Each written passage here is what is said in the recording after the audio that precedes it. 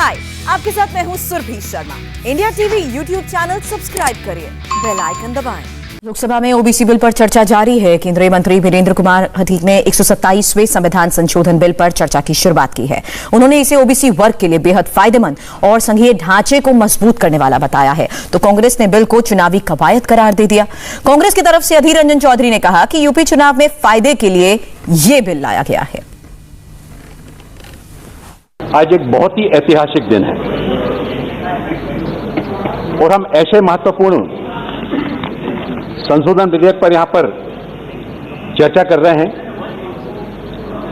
जो सामाजिक और शैक्षिक रूप से पिछड़े वर्गों के कल्याण के लिए प्रावधान करने के जो राज्य के अधिकार हैं उसका सम्मान करने वाले संघीय ढांचे को बहाल करने के लिए।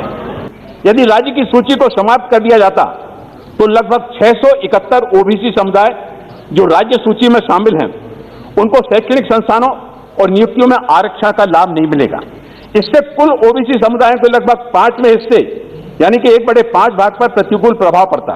संशोधन विधेयक इस देश के संघीय ढांचे की रक्षा करने में एक लंबा सफर तय कर सकेगा, राज्यों को ओबीसी की राज्य सूची पर अपने निर्णय लेने के लिए सशक्त करेगा। इसके अलावा यह पूरे देश में ओबीसी की आबादी के लिए शिक्षा और नियुक्तियों में दी गई रियायतों के सुचारू कार्यान्वयन को सुनिश्चित करेगा। आपके बहुमत है, आप किसी को परवाह नहीं करते हैं, आपको छप्पन इंच छाती है, परवाह करने की जरूरत भी क्या है, आप किसी को नहीं परवाह करते। तो बहुमत की बाहुबली से अब सदन में जो चाहे मनमानी कर सकते हैं, लेकिन जनता की बोली के सामने आप झुक जाते हैं। तो जनता की जब बोली उठने लगे, प्रदेशों की जब बोली उठने लगे, प्रदेश जब आंदोलन करने लगे कि हमारे अधिकारियों को, हमारे जो अधिकार है, ये अधिकार को छीना ना जाए, तो आपको रास्ता पे आने में मजबूर कर दिया। आप इससे सबक सीख लिया कि नहीं, इतने जस्ती करना सही नहीं होगा, चलो एक अमेंडमेंट लाया जाए। यूपी में चुनाव है, उत्तराखंड में चुनाव है, वगैरह वगैरह इलाका में चुनाव है, चलो लोगों को फिर खुशी करने के लिए कोई ना कोई तोहफा के रूप से कुछ दिया जाए। बस यही तो बात है ना, हम जानते हैं।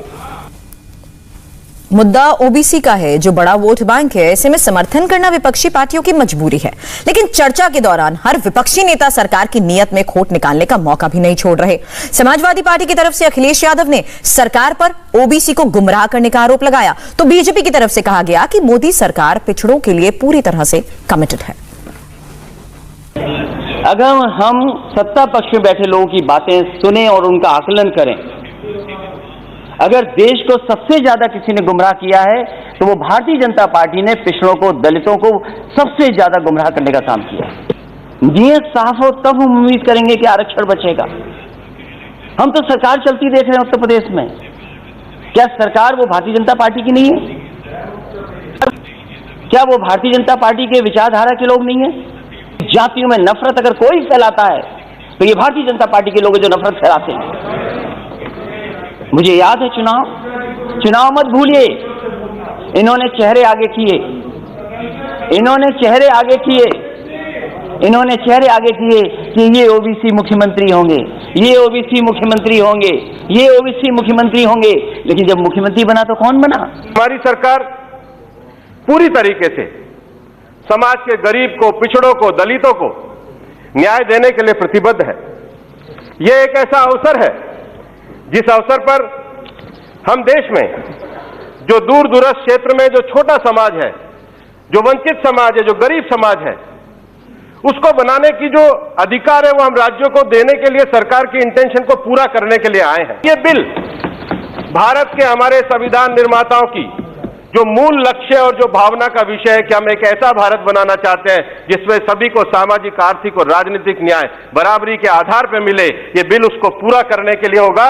और मैं सदन के सभी सदस्यों से कहना चाहूंगा कि हम एकमत होकर के इसको पूरा करें ताकि राज्य और केंद्र अपने यहाँ जो छोटे छोटे समाज है उनके साथ न्याय करके उनको विकास के मार्ग पर आगे बढ़ा सके। यूपी में चुनाव है, ऐसे में वोट की चिंता बीएसपी को भी है और बीएसपी की तरफ से रितेश पांडे ने इस बिल को सरकार का झांसा बताया, तो बीजेपी की सहयोगी जेडीयू ने सरकार की नीयत को पूरी तरह से साफ कहा। 97% नौकरियां प्राइवेट सेक्टर में है, 3% नौकरियां सरकार के पास हैं। इन 30% नौकरियों को भी आप घटा करके सीधे सीधे निजीकरण करके उनको आप संविदा पे देने का काम कर रहे हैं और ढिंडोरा पीट करके संविधान में संशोधन ला करके आप जनता को एक बार पुनः गुमराह करने का काम कर रहे हो। ये प्रयास कर रहे हैं कि जनता फिर से आपके झांसे में आ जाए और चाहे उत्तर प्रदेश का चुनाव हो या किसी और प्रदेश प्रांत में चुनाव हो रहा हो, वहां पे आप फिर से इनको कंफ्यूजन में ला करके इनके वोट को लेने का प्रयास करने का काम करते हैं। नेशनल बैकवर्ड क्लास कमीशन तो पहले से भी था, कई वर्षों से है, लेकिन कहां आपने तो कभी नहीं उसको संवैधानिक दर्जा देने की बात सोची। इस सरकार की यह प्रतिबद्धता थी कि ओबीसी के प्रति हमको न्याय करना है, इसलिए नेशनल बैकवर्ड क्लास कमीशन को संविधान के 102वें संशोधन से उन्होंने संवैधानिक दर्जा देने का काम किया। अब आप 127वां संविधान सरकार की नीयत है, आप सरकार की नीयत पर सवाल उठा रहे थे। हम तो कह रहे हैं कि सरकार की नीयत इतनी साफ है कि जब सरकार ने रिव्यू पिटीशन फाइल किया, रिव्यू पिटीशन डिसमिस हुआ, सरकार 127वां संविधान संशोधन विधेयक लेके सदन में आई है। यह सरकार की नीयत है। और अगर नीयत साफ हो तो सुधार की लगातार संभावनाएं रहती है। हाय, आई एम सुरभि शर्मा। खबरों से अपडेट रहने के लिए India TV YouTube channel subscribe करिए, साथ में बेल आइकन जरूर दबाएं। जुड़े रहें इंडिया टीवी के साथ।